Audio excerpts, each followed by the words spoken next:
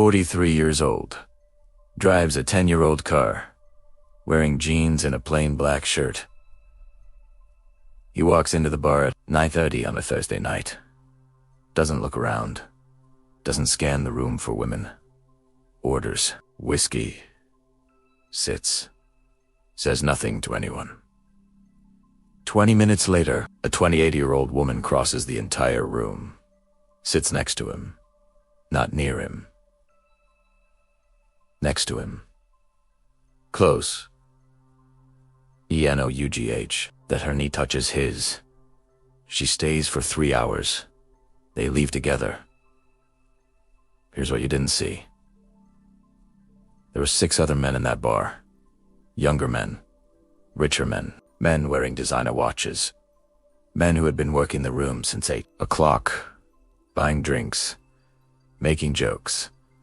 Playing the game the way you think the game is played. Not one of them got what he got. Not even close. His name is Daniel. And what Daniel has, you can build. But not the way you think. Not by adding things. By removing them. And what you need to remove is the exact thing you've been protecting your entire life. Stop the video. I need you to do something right now. Think about the last time you approached a woman. Really think about it. What are you feeling in your chest? In your throat? That tightness. That performance energy. That desperate need to say the right thing. Be the right version of yourself.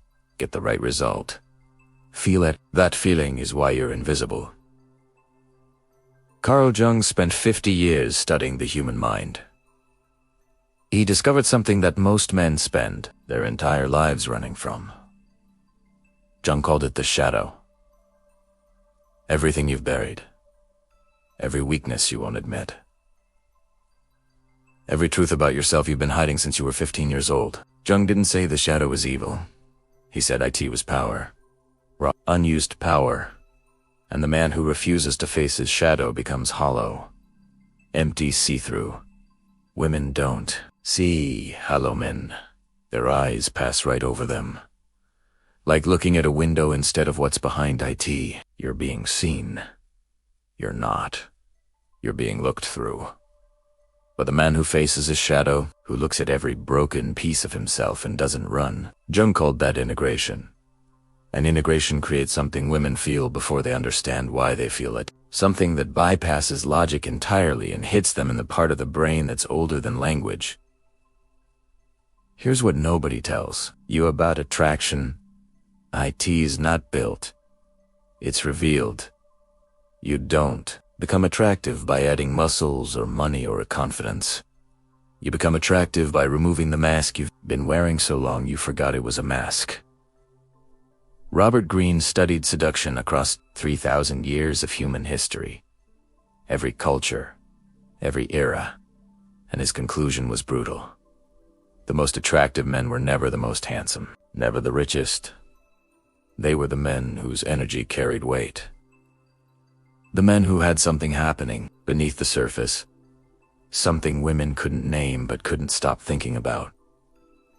That something has a source. And the source is pain that's been metabolized into power. Not hidden pain. Not suppressed pain. Transformed pain.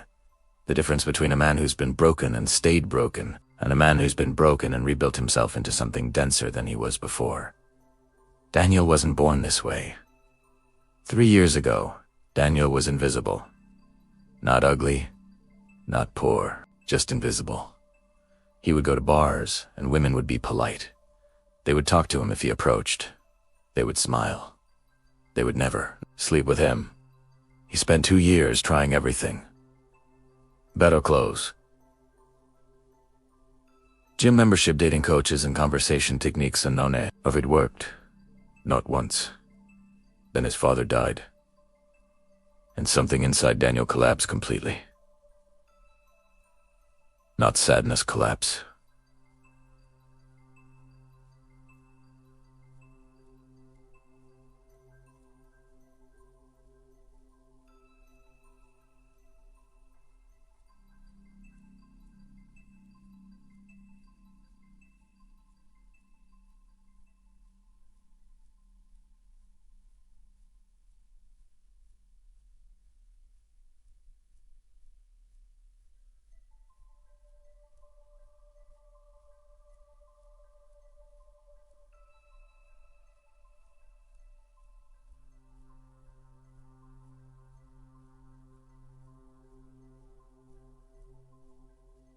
1 week, he thought he was just fell apart.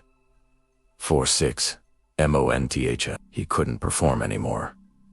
Couldn't fake the confidence. Couldn't pretend he had it together. He just existed, raw, undefended, real. And in that rawness, something shifted. Women started noticing him. Not because he was doing something different, because he stopped doing the thing that was making him invisible. He stopped performing. Nietzsche wrote about this. He called it the death and rebirth of the self. Nietzsche said that every man who becomes powerful has to die first. The false version has to be destroyed completely before the real version can emerge. Most men never allow the death. They defend the false version their entire lives. They die protecting a mask. Here is the psychology. When you perform, when you try to be what you think women want, your nervous system is in a state of constant tension. You're monitoring, adjusting, checking if it's working. Women feel that tension. Not consciously. Their nervous system reads yours, and tension reads as danger, as instability, as a man who might collapse at any moment. But when you stop performing, when you just exist as you actually are, your nervous system relaxes, and that relaxation is the foundation of attraction, not excitement, not mystery. Relaxation, the signal that says, I'm not going anywhere. I don't need you to complete me. I'm already wholescopen understood. This from a different angle. You said all human desire comes from lack. We chase things to fill internal voids. Money, status, validation, sex. We think getting them will make you as whole. It never does. The void remains, but the man who stops running from the void, who sits with it until it becomes something he can hold without flinching, that man becomes fundamentally different from everyone around him. Women sense that difference the way you sense a temperature. DROP. When you walk into a cold room, immediate, undeniable, precognitive. Now, here's where this gets dangerous, because what I'm about to tell you contradicts everything. Why you've been taught about dating? Everything! The internet told you. Everything you learned from watching other men fail. The next 4 minutes will explain why everything you tried didn't work, and why the one thing you've been avoiding is the only thing that will. Stay with me. This is where it starts. Let me show you exactly what invisible looks like, so you can see if you're doing IT right now. There's a man called him Ryan, 36 years old. Good job, decent looking. He goes on a date. Coffee shop. 2 o'clock on a Saturday. The woman arrives. Her name is Lisa. Ryan stands up, smiles, pulls out her chair, asks how her week was, laughs at the right moments, shares a story about his job that makes him sound capable but not arrogant. Everything is smooth, polite, pleasant. Lisa says at the end, "This was nice. Let's do a tea again." She never texts him back. Ryan doesn't understand what happened. He did everything right. He was respectful, interesting, engaged. He gave her nitrogen monoxide reason to reject him. Except, he gave her nitrogen monoxide reason to want him either. Here's what Ryan was doing that he couldn't see. He was auditioning. Every word, every gesture, every facial expression was calculated to get approval. He wasn't being himself. He was being the version of himself he thought would be accepted. And Lisa felt that. She felt the performance, and performance is the opposite of attraction. Jung would say Ryan was operating entirely from his persona. The persona is the mask we show the world, the acceptable version, the safe version. Jung warned that men who live only in the persona become psychologically hollow. There's nitrogen monoxide depth, nitrogen monoxide substance. Just a surface that looks like a person but has nothing underneath. Women don't sleep with surfaces. They sleep with depth. And depth only comes from one place. The shadow. The parts of yourself you've been hiding. Now watch what happens when a different man goes on the same date. Call him Marcus. 41 years old. Same coffee shop. Same woman. But Marcus does something Ryan couldn't do. Marcus doesn't perform.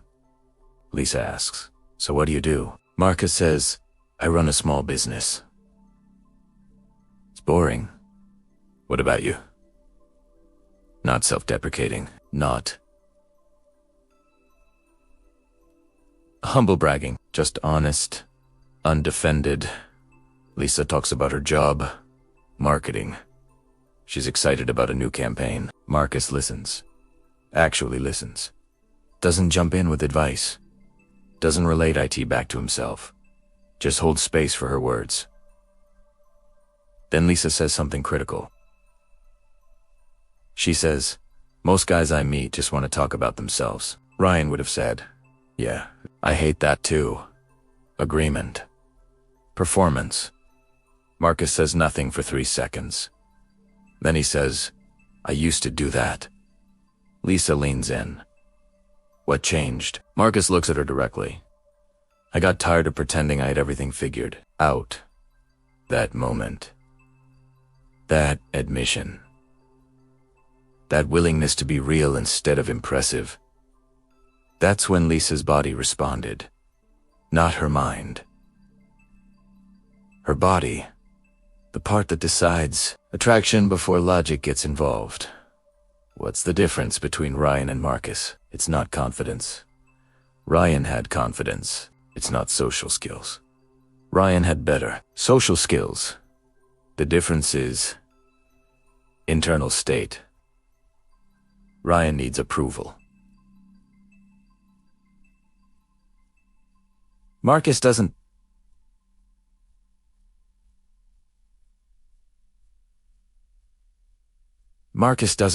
Ryan is trying to be chosen. Marcus is simply present. And that presence creates a pool that all the performance in the world cannot replicate. Machiavelli wrote about this in a political context, but it applies perfectly here. Machiavelli said the men who appear most virtuous are often the least trustworthy. But the men who have genuinely confronted their own darkness, who know exactly what they're capable of, both good and bad, those men carry authority that cannot be faked. Women read that authority instantly. Not through words, through energy, through the way you hold your body, the way you breathe, the way you don't rush to fill silence. Here's the brutal truth most men never accept. You're not too nice. You're too fake. And fake is invisible. Let me show you what women actually say about this, because their words reveal something most men never hear. A woman named Sarah, 32 years old, described the moment she decided to sleep with a man she'd just met. She said, "I can't explain it logically. He wasn't the best-looking guy at the party. He wasn't the funniest. But when I talked to him, I felt like I could breathe, like I didn't have to manage him, like he was just solidly there." Nitrogen monoxide performance. Nitrogen monoxide trying. Just presence. And that presence made me want to get closer. Notice what she didn't say. She didn't say he was confident. She didn't say he was charming. She said he was present. And presence is not something you do. It's something you are when you stop doing all the things you think you need to do. Here's the mechanism. Your nervous system is always broadcasting. Always sending signals. When you're anxious, when you're performing, when you need approval, your body language changes in tiny ways. Your breathing gets shallow. Your shoulders tense. Your eyes dart around checking for reactions. Women's nervous systems read these signals before their conscious mind processes them. David Buss spent 30 years studying mate selection across 37 cultures. His research showed that women are biologically wired to detect instability in men. It's a survival mechanism. A man who can't regulate his own emotional state is a man who can't protect, provide, or stay present during crises. Women's bodies reject unstable men automatically, not as a choice, as a reflex. Present is the opposite of instability. Present size. I'm not going anywhere. I'm not moved by things that shouldn't move me. My internal state doesn't depend on your approval. When a woman encounters real presence, her nervous system relaxes, her guard drops. And when her guard drops, desire can enter. But here's where most men get this completely wrong. They try to fake presence. They think presence means being stoic, being quiet, playing mysterious. That's not presence. That's another performance. And women see through it immediately. Real presence is built from one thing only: shadow work. The willingness to look at every part of yourself you've been hiding and bring IT into the light. Not to fix IT. Not to change IT. To integrate IT. To own IT. To say, yes, this is part of me. I'm not running anymore. Jung said individuation is the process of becoming whole. Most people never complete it. They spend their entire lives fragmented, showing one part to the world while hiding the rest. The hidden parts don't disappear. They leak out. They create the tension women feel, the instability, the sense that something's off, even when they can't name what. Let me give you a concrete example of what shadow work actually looks like. Not theory. Practice. A man named David, 39 years old, realized he had a pattern. Every woman he dated eventually said the same thing. You're great, but I don't feel a spark. David spent years thinking he needed to be more exciting, more spontaneous, more adventurous. He tried everything. Extreme sports, unpredictable dates, playing hot and cold. Nothing worked. Then David did something most men never do. He sat down with a journal and asked himself one question. What am I most afraid to admit about myself? He sat with that question for an hour. And slowly, painfully, the answer came. He was afraid to admit he was angry. Not at women. At himself. At the fact that he was 39 and still performing. Still pretending. Still trying to be what he thought people wanted instead of discovering who he actually was. That anger had been running underneath everything. Hidden, suppressed, but leaking out in passive ways. In the way he agreed with everything women said even when he disagreed. In the way he never expressed what he actually wanted. In the way he made himself smaller to be more acceptable. David spent the next 6 months doing something radical. He started saying what he actually thought, not aggressively, not rudely, just honestly. When a woman said something he disagreed with, he said, I see it differently. When someone asked what he wanted to do, he said what he actually wanted instead of deferring. When he felt angry, he acknowledged IT instead of smiling through IT. The first few times felt terrifying. He expected rejection. Expected women to be offended. The opposite happened. Women started leaning in instead of pulling away. Started asking more questions. Started showing genuine interest instead of polite attention.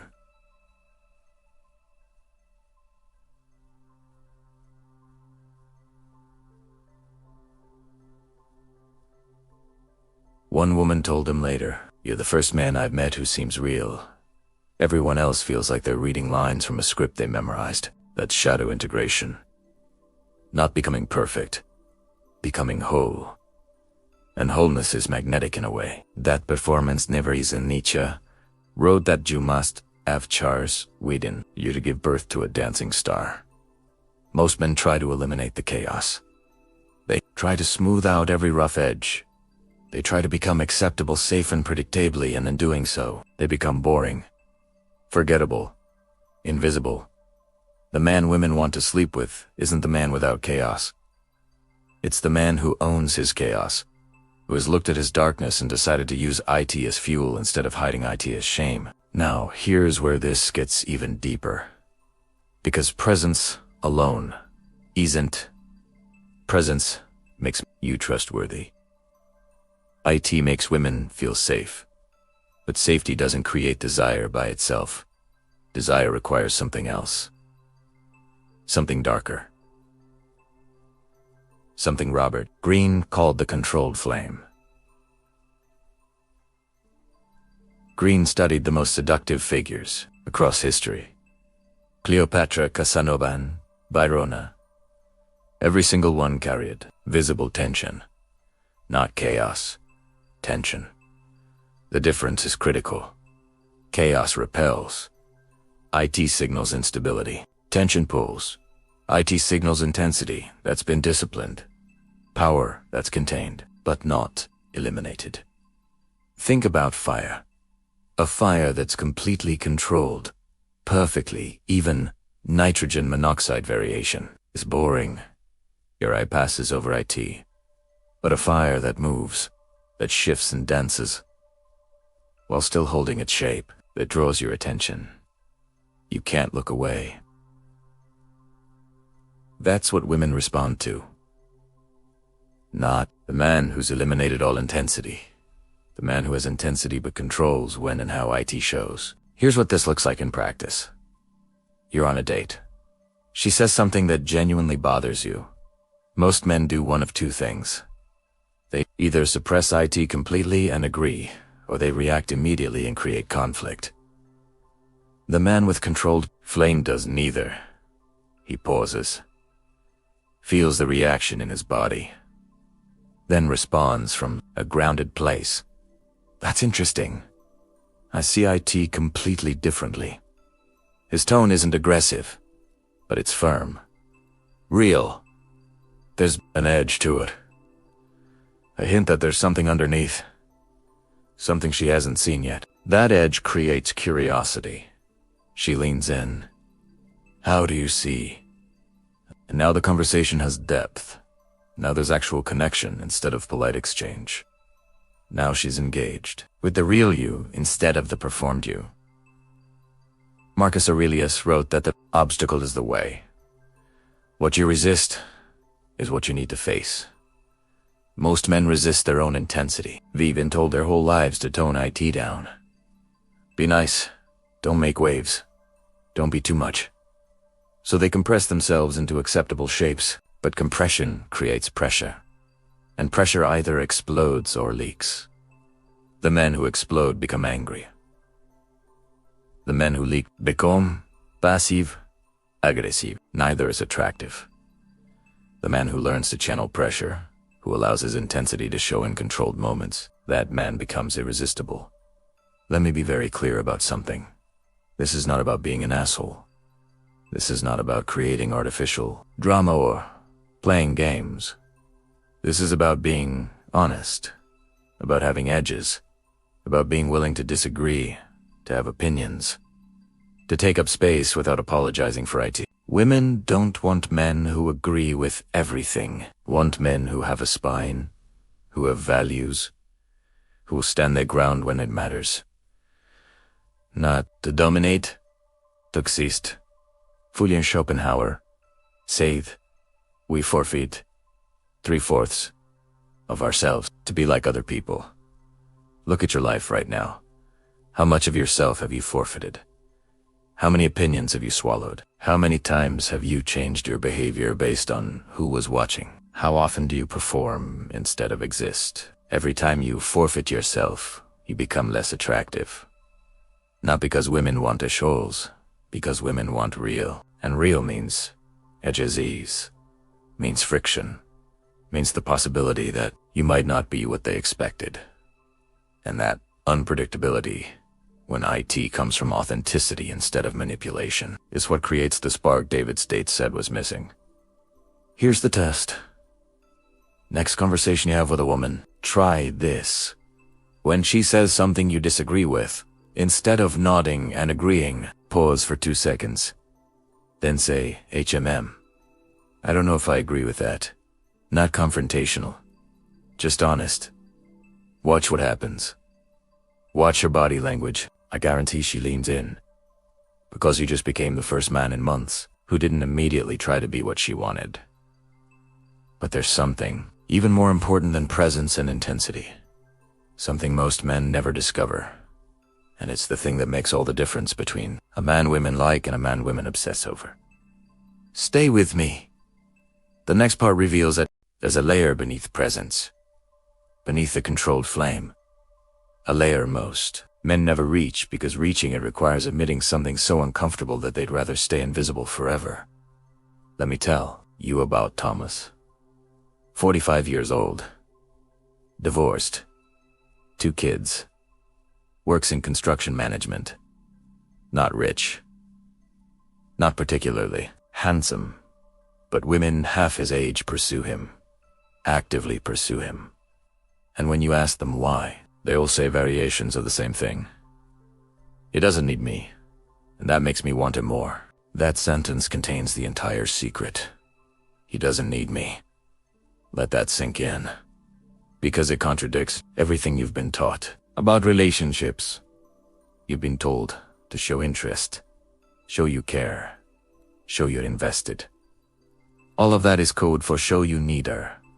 And need is the death of attraction, not want.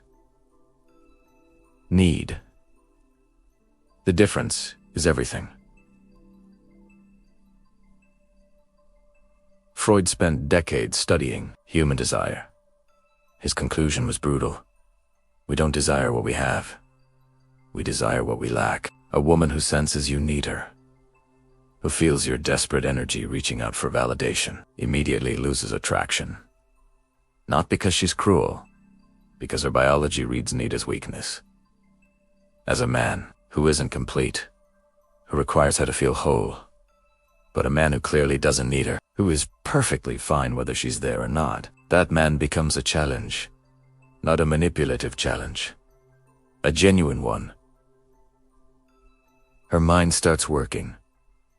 Why doesn't he need me? What does he have that makes him complete without me? How do I get access to that? This is where most dating advice gets it backwards. They tell you to play hard to get. To wait before texting back. To act busy. That's manipulation. Women smell manipulation immediately. What I'm talking about is the opposite. Actually being complete. Actually not needing her. Not as a strategy. As reality. Jung called this psychological wholeness. Jung said that most people are looking for their other half. They think another person will complete them. But Jung argued the opposite. He said that until you complete yourself, until you integrate your own masculine and feminine energies, your own light and shadow, you remain psychologically dependent. Half a person looking for another half. The man who does the integration work becomes whole. And wholeness doesn't attract needy people. IT attracts other whole people. Or IT attracts people who want to become whole and see in you a model of what that looks like. Thomas wasn't always this way. 5 years ago, after his divorce, Thomas was desperate. Lonely. Terrified of being alone. He dated frantically, clung to any woman who showed interest, texted constantly, needed reassurance. And women ran.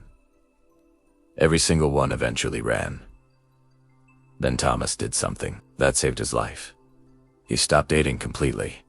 For 18 months, he didn't pursue anyone, didn't go on apps, didn't go to bars.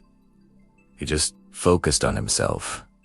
Not to become more attractive, to become more complete. He started therapy, started journaling, started sitting with the discomfort of being alone instead of running from IT. And slowly, something shifted. He stopped feeling like half a person. Stopped feeling like he needed someone else to validate his existence. He built a life that was full without a woman in it. Friends, hobbies, purpose. Solitude that felt peaceful instead of painful. When he finally started dating again, everything was different. He didn't need IT to work. He was genuinely okay if IT didn't. And that shift, from need to want, changed everything. Women stopped running, started staying, started pursuing. Epictetus, the Stoic philosopher, taught that freedom begins when you stop needing things outside your control. You cannot control whether a woman likes you. You cannot control whether she stays. You cannot control her attraction. Trying to control these things creates suffering. And that suffering leaks out as neediness, as desperation, as the energy that repels women faster than anything else. But when you genuinely let go of needing the outcome, when you're truly okay either way, paradoxically, you become more attractive, because you're nitrogen monoxide longer reaching. You're standing still. And standing still creates gravity. Things orbit around what's solid. They run from what's chasing them. Here's what this looks like in conversation. You're talking to a woman. The old you would be monitoring constantly. Is she laughing?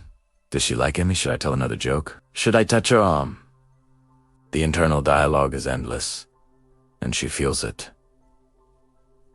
She feels you grasping. The integrated you sits in this conversation without grasping. You say what you actually think. You laugh when something is actually funny. You're silent when you have nothing to say. You're not performing. You're not monitoring. You're just there. Present. Complete. And she feels that too. She feels the absence of need. And that absence creates space for her to move toward you instead of you pulling her. Greene wrote that the greatest seducers in history all understood one principle. Let the other person come to you. Use bait if necessary. But let them come to you. Chasing reverses the polarity. IT puts you in the position of need. Them in the position of power. But standing still, being complete in yourself, creates the opposite dynamic. They chase. You choose. Now here's where this gets psychologically complex. Because becoming complete doesn't mean becoming cold. IT doesn't mean not caring. IT means caring from fullness instead of from emptiness. Think about the difference between a beggar asking for money and a wealthy man offering a gift. The beggar needs. The wealthy man wants to give, but doesn't. Need to. The energy is completely different. Women feel that difference. When you approach from emptiness, needing them to fill you, they feel the drain. When you approach from fullness, offering connection but not requiring it, they feel the gift. Jordan Peterson talks about this in terms of hierarchy. Peterson says, women are attracted to men who are high in competence. Hierarchies. Not just career hierarchies. Life hierarchies. Men who have their life together, who are capable, who don't need rescuing. The man who needs a woman to fix him, to complete him, to give his life meaning. That man is signaling low hierarchical position. And women's biology responds to that signal with a lack of attraction. But the man who has built a life that works, who has purpose, competence, direction, that man signals high hierarchical position, not through money or status symbols, through the energy of completeness, of not needing rescue, of being the rescuer if anyone needs rescuing. Thomas told me something once that perfectly captures this. He said, the moment I stopped needing women to make me feel like a man, women started wanting to sleep with me. Not because I changed on the outside, because I stopped leaking desperation. That leaking is what most men never see in themselves. They think they're being interested, being engaged, being romantic. They don't realize they're broadcasting need at a frequency women's nervous systems pick up instantly. Here's your homework. Brutal honesty time.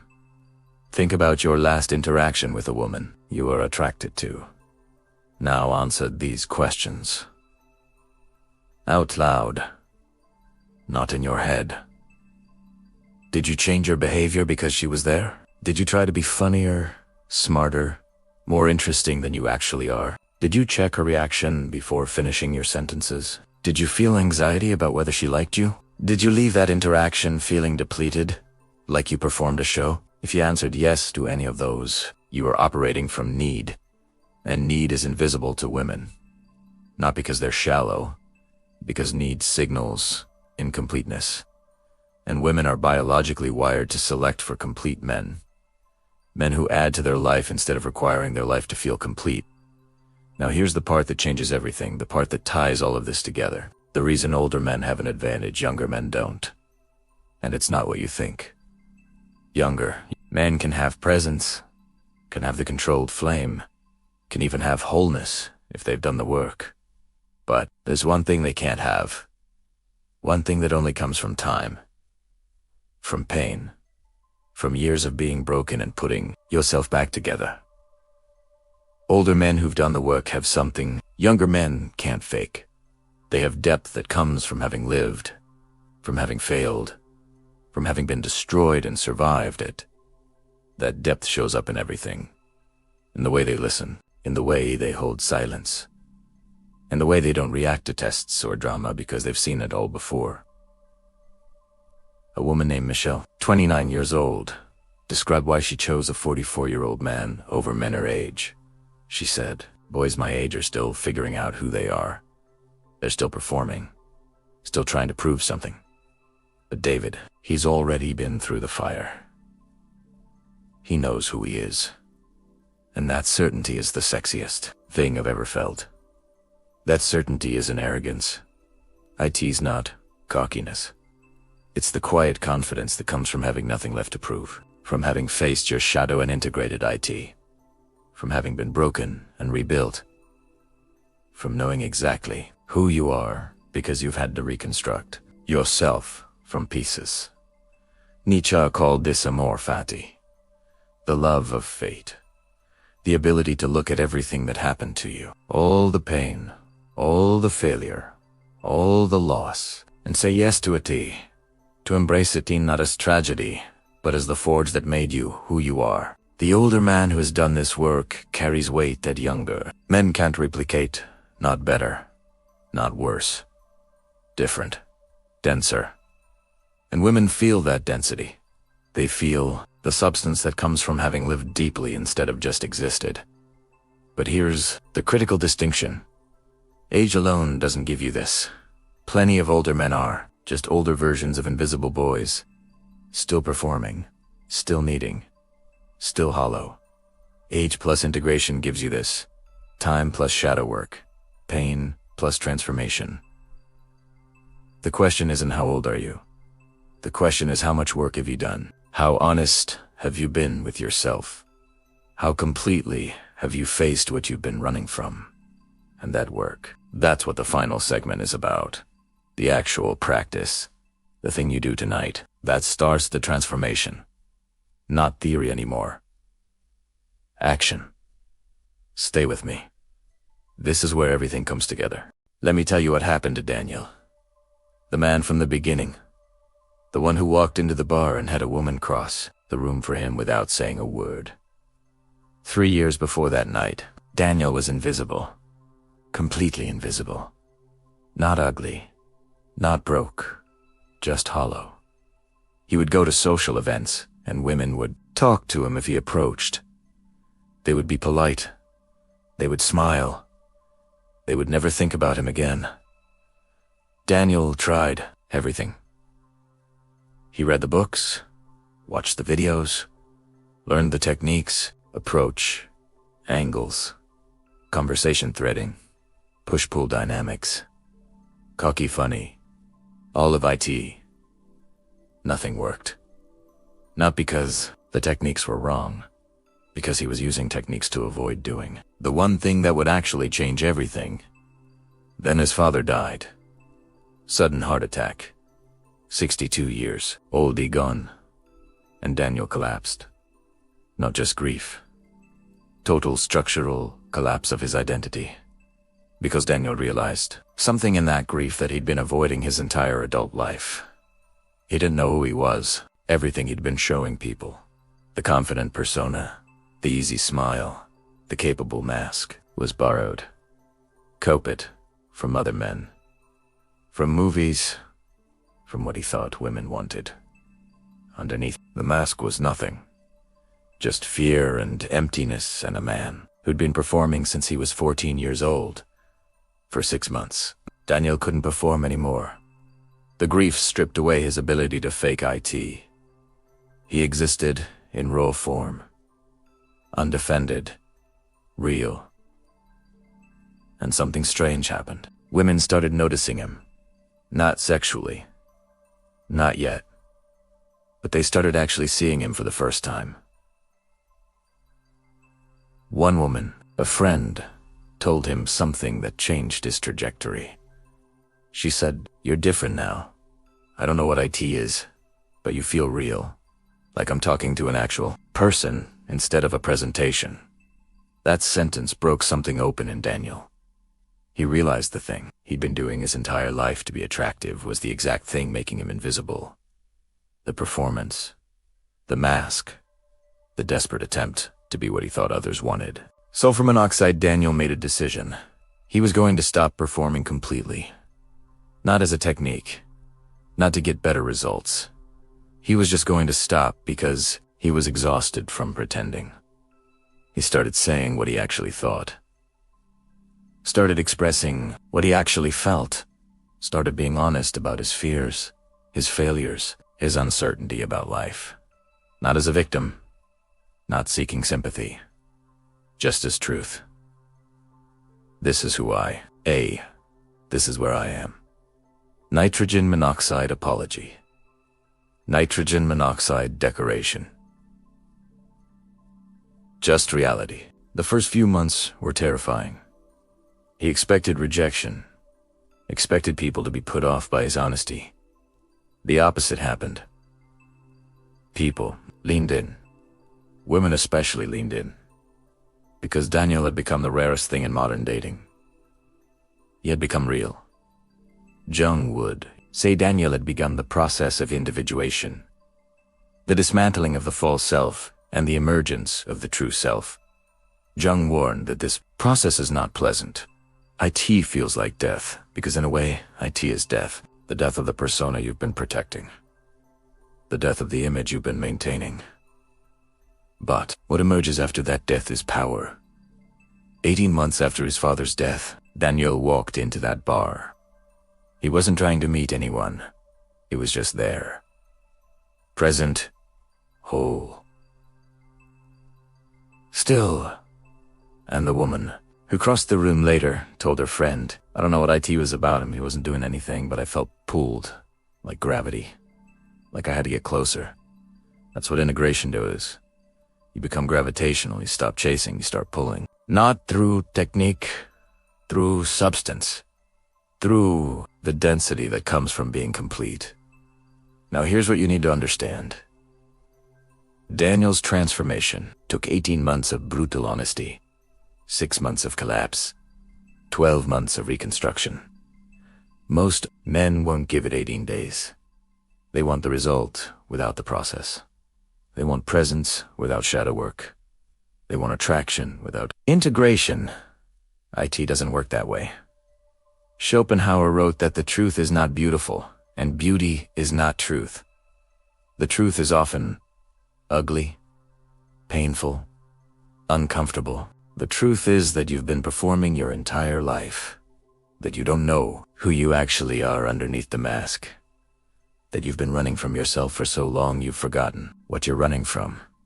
But the truth is also the only thing that will set you free, the only thing that will make you visible, the only thing that will create the attraction you've been chasing through every failed technique and strategy. So, here's what you do. Tonight. Not tomorrow. Not next week. Tonight. After this video ends, I'm going to give you the exact practice Daniel used. The practice that started his transformation. It's simple. Brutally simple. And most men won't do IT. Because simple doesn't feel like enough. Find a mirror. Bathroom mirror. Works fine. Stand in front of it. Look directly into your own eyes. Not at your face. Into your eyes. And ask yourself 3 questions. Out loud. Not in your head. Out loud. Question 1. Who am I pretending to be? Not who do you wish you were. Not who you think you should be.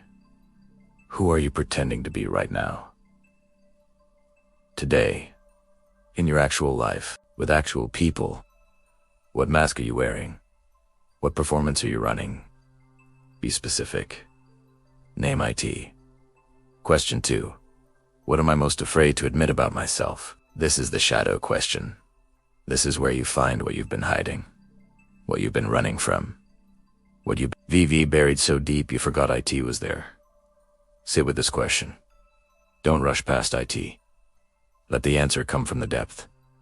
IT will hurt. Good. That's the shadow showing its face. Question 3. What do I actually want? Not what society wants for you. Not what your parents wanted. Not what Instagram tells you you should want. What do you, the real person underneath all the layers, actually want from your life? From women? From yourself? You don't have to have perfect answers. You don't have to solve anything tonight. You just have to be honest. Brutally, uncomfortably, painfully honest. With yourself, where nitrogen monoxide one else can hear. Where you can't perform. Where the mask has to come off. Do this every night for 30 days. 2 minutes. That's all. 2 minutes of complete honesty with yourself. Most men won't make IT 7 days. Their resistance will be too strong. The shadow will fight back. The persona will defend itself. But if you can push through, if you can keep showing up to that mirror and telling yourself the truth, something will shift. Marcus Aurelius wrote that the impediment to action advances action. What stands in the way becomes the way. Your resistance to this practice is exactly why you need IT. The part of you that wants to skip this, that thinks it's too simple or unnecessary, that's the persona protecting itself. Don't listen to it. Epictetus taught that we cannot choose our external circumstances, but we can choose how we respond. You cannot choose whether women find you attractive, but you can choose whether you do the work that makes you attractive, whether you face your shadow, whether you integrate, whether you become whole. And here's what happens when you become whole. When you complete the integration, when you face every piece of yourself and bring IT into the light, you stop needing anyone else to complete you. You stop performing for approval. You stop chasing validation. You just exist. Solid. Present. Real. And women feel that solidity. The way they feel ground under their feet. They don't have to explain IT. They don't have to think about IT. They just move toward IT. Toward you. Not because you're perfect, because you're whole. And wholeness is the most attractive quality a man can possess. Robert Greene's final lesson in the art of seduction is this. The greatest seducers were not the most beautiful or charming. They were the most authentic, the most real, the most willing to show their true self without apology. That authenticity created magnetic pull that no technique could replicate. This is your path, not to become someone else, not to add more masks, to remove them, to strip away everything that isn't actually you until what's left is solid, real, undeniable. The mirror is waiting. The questions are ready. All that's left is the choice. Do the work or stay invisible. Face yourself or keep performing. Become whole or remain hollow. Most men will choose hollow because hollow feels safe, comfortable, known. But you're still watching, which means part of you is ready for something different. ready to stop running, ready to face what you've been avoiding. Let me tell you what happens after you do the work, what actually changes. Because understanding the destination makes the uncomfortable journey worth taking. 6 months after Daniel started the mirror practice, he noticed something strange. He stopped caring whether women liked him. Not in a bitter way. Not in a giving up way. He just genuinely stopped needing their approval. And the moment he stopped needing it, he started getting IT. A woman he worked with, someone who'd never shown interest before, asked him to coffee. On the date, she said something he'll never forget. She said, "You're different than you used to be. You're calmer. Like, you don't need anything from me. And that makes me want to give you everything." That sentence contains the entire paradox. When you need nothing, you get everything. When you stop chasing, you get chased. When you become complete, others want to complete you even though you don't need completing. This isn't manipulation. This isn't strategy. This is natural law. Psychology functioning the way it's designed to function. Freud called it the economy of desire. We desire what we can't have. We lose interest in what chases us. We pursue what moves away. It's not logical. It's biological. Hardwired into the limbic system before logic evolved. The man who has done the integration work, who has faced his shadow and become whole, that man naturally embodies this principle. He's not playing hard to get. He genuinely is hard to get. Not because he's unavailable, because he's complete. And complete men are rare. Precious.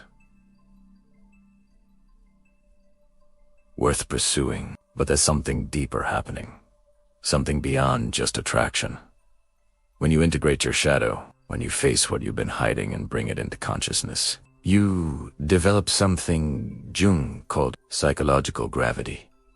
You become more solid, more dense, more real, and reality attracts. Fakeness repels. Think about the people in your life who have this quality. The ones who walk into a room and the energy shifts, not because they're loud or charismatic, because they're present. Solid. There. You feel more real when you're around them. That's psychological gravity. That's integration. Daniel has this now. Not perfectly. He still has days where the old patterns try to resurface, where he catches himself performing. But he notices IT now. And noticing is the first step to choosing differently. He catches the performance mid-act and stops, returns to presence, returns to reality. And women feel that return. They feel the shift from fake to real. And real is magnetic. Nietzsche wrote that becoming who you are is the hardest and most important work a human can do. Most people never even try. They live their entire lives as someone else's idea of who they should be. They die without ever meeting themselves. But the man who does the work, who faces himself honestly, who integrates his shadow, that man gets to live as himself, not as a performance, not as a mask, as himself. And that freedom is worth more than any technique or tactic could ever deliver. Here's what I need you to understand. This video isn't about getting women. That's the side effect. This is about getting yourself. About meeting the person you've been running from your entire life. About becoming whole instead of staying fragmented. The women, they come after. They always come after. Because women are attracted to men who are complete, who have done the work, who carry the depth that comes from having faced themselves and not run. Let me give you the final piece. The thing that makes this all click into place. You know why older men have an advantage? It's not experience. IT is not money. It's not status. IT is pain. Older men who've lived, who've suffered, who've been broken and put themselves back together. They have scars. And scars are proof you survived something that could have killed you. Women don't want men without scars. They want men whose scars have healed into strength, into wisdom, into the quiet confidence that comes from knowing you can be destroyed and rebuild. That's why the 43-year-old man in jeans pulls the 28-year-old woman, while the 25-year-old in designer clothes goes home alone. The younger man hasn't been broken yet. He's still performing, still pretending, still hollow. The older man has been through the fire, has faced himself, has integrated. He's solid, and solid beats shiny every single time. But age without work doesn't give you this. You don't automatically get depth just from getting older. Plenty of 50 men are just older versions of hollow boys. Still performing, still needing, still invisible. The difference is the work, the mirror, the honesty, the willingness to look at what you've been avoiding. That's what creates depth, not time, work. So here's your choice. You can close this video and do nothing. Go back to performing. Go back to techniques. Go back to being invisible while pretending you're trying. Most men will choose this because it's comfortable, known, safe, or you can do the work. Starting tonight, the mirror practice, the brutal honesty, the shadow integration, the transformation from hollow to whole. This path is uncomfortable, uncertain, painful.